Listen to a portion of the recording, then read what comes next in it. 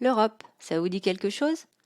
Pas le continent, mais l'association des pays de ce continent, appelée aujourd'hui l'Union européenne.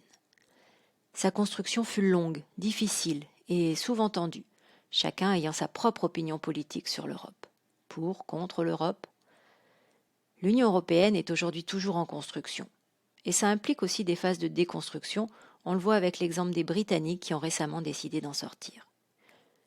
Depuis les origines, cette construction a connu plusieurs étapes. Quelles sont donc les principales étapes de la construction européenne? C'est ce que nous allons voir dans cette capsule, en prenant soin de replacer chacune d'elles dans leur contexte pour mieux les comprendre. Justement, c'est d'abord pour redresser l'économie dans le contexte de l'après-deuxième guerre mondiale que 6 pays décident de créer la CECA, Communauté européenne du charbon et de l'acier. Ils se disent aussi que lier leurs intérêts pourrait éloigner le spectre d'une nouvelle guerre et favoriser la paix.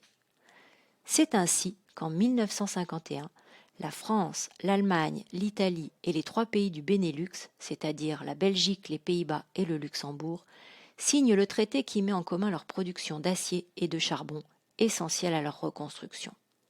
C'est la première étape de la construction européenne. Parmi les pères fondateurs, on trouve 2 Français, Jean Monnet et Robert Schuman. Face à ce premier succès, ils décident d'étendre leur coopération à tous les secteurs de l'économie. C'est à Rome que le traité du même nom est signé en 1957. Par cette signature, les 6 mêmes pays créent la Communauté économique européenne, la CEE. Désormais, les marchandises peuvent circuler librement sans payer de taxes de douane aux frontières.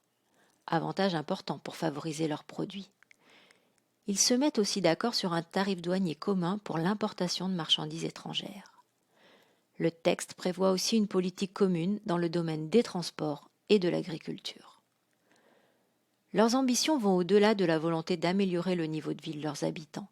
En s'associant, ils espèrent aussi faire le poids dans le contexte de la guerre froide face aux États-Unis et à l'URSS.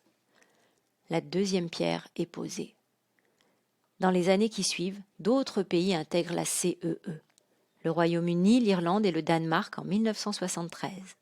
La Grèce en 1981, l'Espagne et le Portugal en 1986.